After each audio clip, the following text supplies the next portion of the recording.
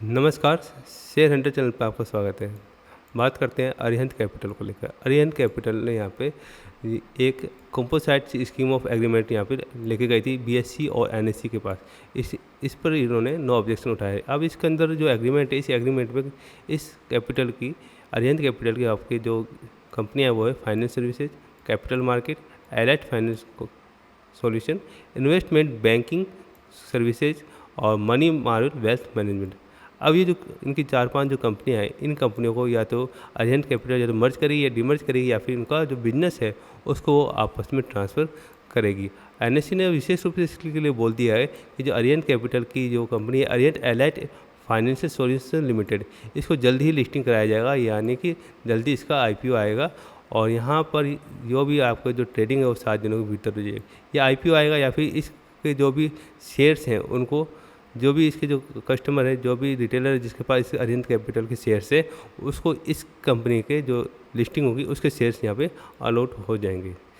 साथ ही साथ अब यहाँ पे देखते हैं कि कोई भी कंपनी इस प्रकार का जो प्लान लेके आती है वो किस वजह से लेके आती है कि कंपनी को लगता है कि वो अच्छी तरह से अपने डाइवर्सिफाई जो बिजनेस है उस पर फोकस नहीं कर पा रही, तो उसको फोकस करने के लिए इस प्रकार से ये स्कीम लेकर आती है।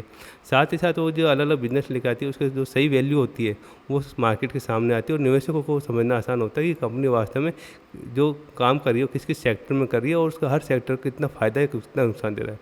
साथ ही साथ इसमें कंपनी को ये फ़ायदा होता है कि फ्यूचर में जो भी वो कोई फंड जुटाती है तो विशेष कंपनी के लिए वो विशेष फंड को जुटाना उसके लिए काफ़ी आसान हो जाता है।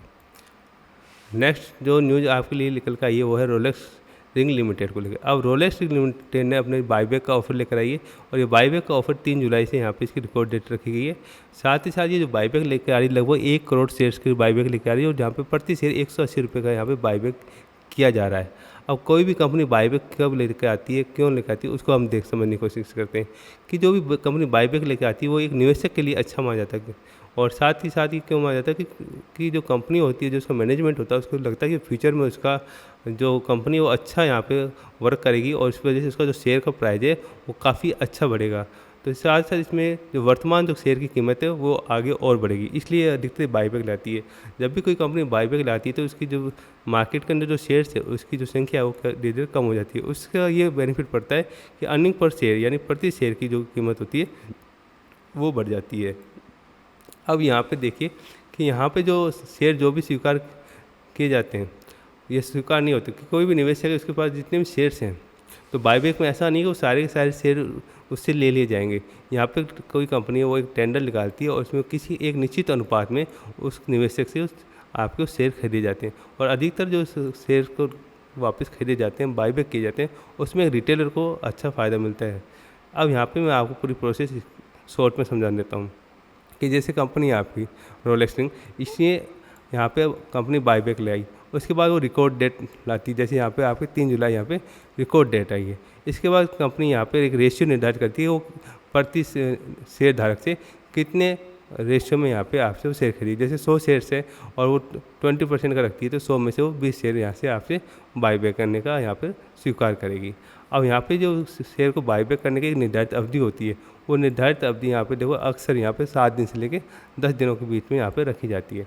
अब ये किस प्रकार से एक निवेशक, छोटा निवेशक किस प्रकार से इसको अप्लाई कर सकता है, तो यहाँ पे आपका जो डीमैट अकाउंट होता है या ट्रेडिंग अकाउंट होता है उसके जाकर आप उसमें वहाँ पे एक कॉर्पोरेट एक्शन का सेक्शन होता है, उसमें अंदर जाइए और वहाँ पे एक बाईबैक का निवेदन कर सकते हैं। जब भी आप बाईबैक का यहाँ पर निवेदन करेंगे तो अगला जो स्टेप आएगा उसमें कंपनी ये तय करेगी कि आपने जो शेयर के लिए जो उनको बाईबैक के लिए जो ऑफ़र किए हैं वो कितने आपसे शेयर खरीदे। जैसे आपके पास 100 शेयर थे और आपने 100 के 100 शेयर आपने बाईबैक के लिए कर दिए, लेकिन कंपनी आपसे 40 शेयर खरीदती है तो वो आपसे 40 शेयर तो ले लेगी, जो पीछे जो 60 शेयर होंगे वो ऑटोमेटिक आपके डीमैट अकाउंट में वापस आ जाएंगे। अब जो 40 शेयर उसने खरीदे हैं उन 40 शेयर को वो क्या करेगी, उसका भाव आपको सीधे आपके जो अकाउंट में ट्रांसफ़र कर देगी। जैसे यहाँ पर कंपनी 180 का भाव तय किया है और 180 का भाव तय किया और 40 शेयर आपसे वो खरीद रही है, तो ऐसे में आपको 7200 रुपये आपके अकाउंट में इस प्रकार से आ जाएंगे।